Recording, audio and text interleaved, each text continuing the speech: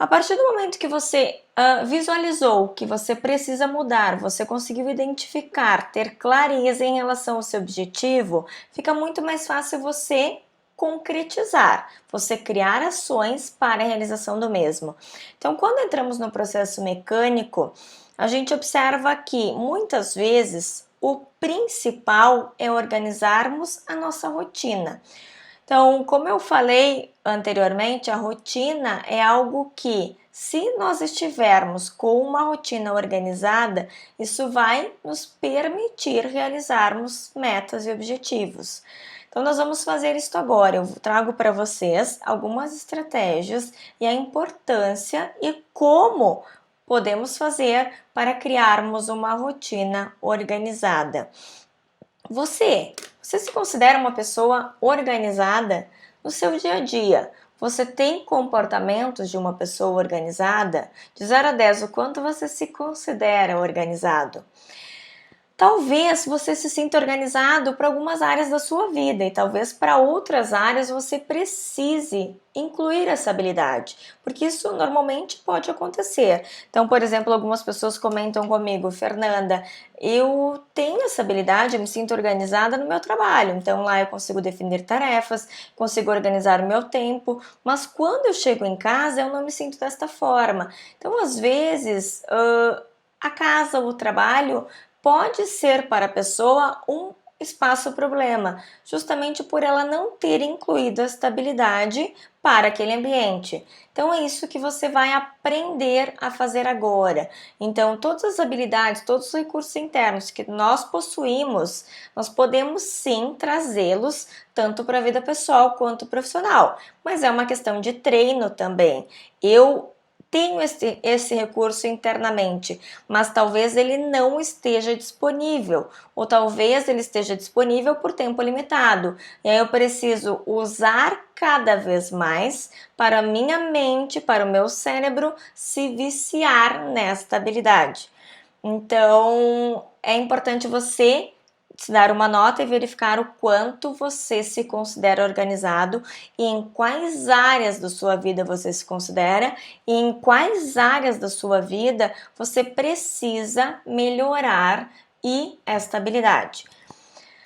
Quais os ganhos você tem por ser uma pessoa organizada? Você já conseguiu mencionar isto? Quais os ganhos você tem por ter organização no seu trabalho? Você consegue administrar melhor o seu tempo? Você se sente mais produtivo? Seus resultados são melhores? Então, quais são todos os ganhos que você tem especificamente nesta área? Na sua vida pessoal, você se sente organizado?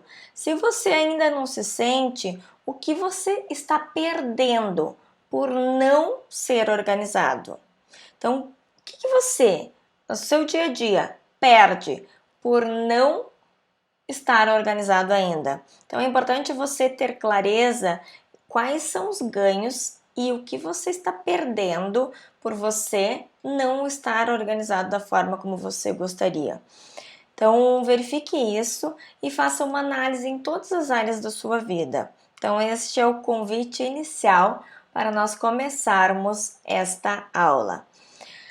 Vamos lá, então. A partir do momento que você faz essa verificação, nós vamos entrar na questão de que, depois disso, não tem como falarmos de rotina e não falarmos sobre hábitos. Então, o que são hábitos? Hábitos são rituais que você desempenha no seu dia a dia sem pensar. Então, são rituais automáticos, os quais já estão gravados no seu inconsciente e automaticamente você tem aquele ritual e você não se dá conta, você não precisa pensar que você está agindo daquela forma. Então, hábitos nada mais é do que um conjunto de redes neurais atuando automaticamente, Então, o seu cérebro ele recebe um gatilho, que é um gatilho normalmente visual, um gatilho auditivo, um gatilho sinestésico, e aí ele vai entrar automaticamente em modo automático. Então, como se você pudesse imaginar, imagina que você tem várias caixinhas fechadas no seu cérebro. E aí, quando ele entra em modo automático, ele vai lá e abre uma dessas caixinhas, e aí isto é um hábito, que é um conjunto de vários neurônios atuando automaticamente. Então você não precisa pensar para agir. Normalmente todos os hábitos que você, todos não, mas grande parte dos hábitos que você inseriu no seu dia a dia, você não percebeu quando você estava inserindo.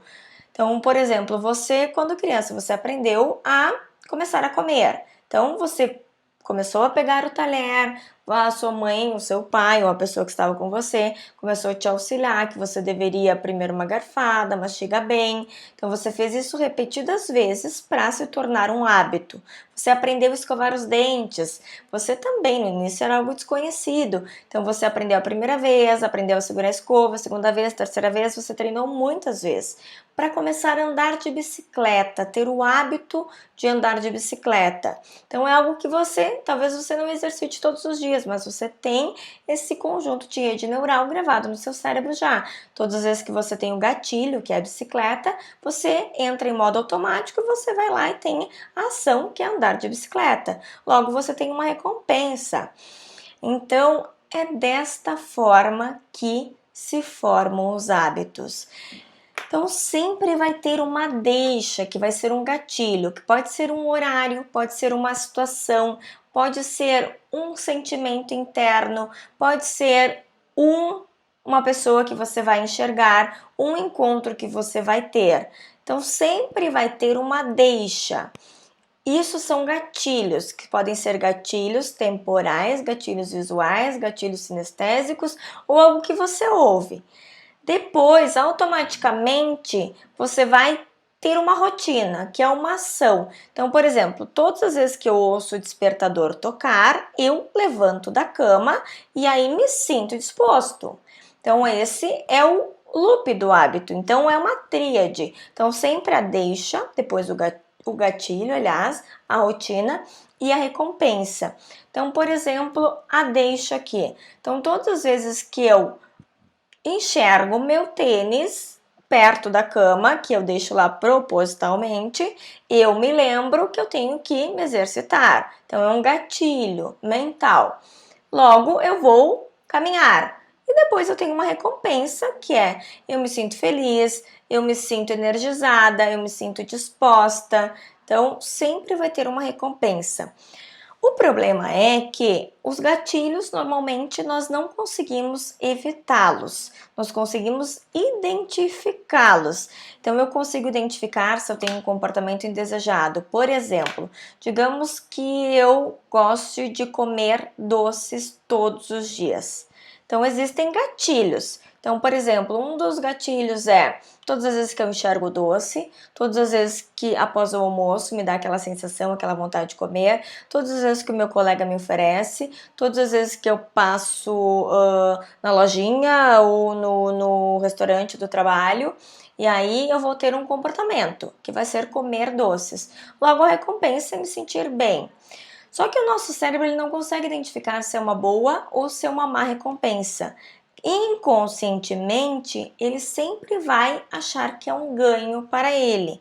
Agora, conscientemente, quando a gente usa 5% da nossa consciência, que é a consciência é responsável por apenas 5%, aí sim nós conseguimos definir se é algo que nos traz um resultado positivo ou não tão positivo. Então, quando eu estou consciente, eu consigo definir se atender aquele gatilho, ter aquela rotina e a recompensa, eu consigo identificar se é uma recompensa positiva ou não, conscientemente.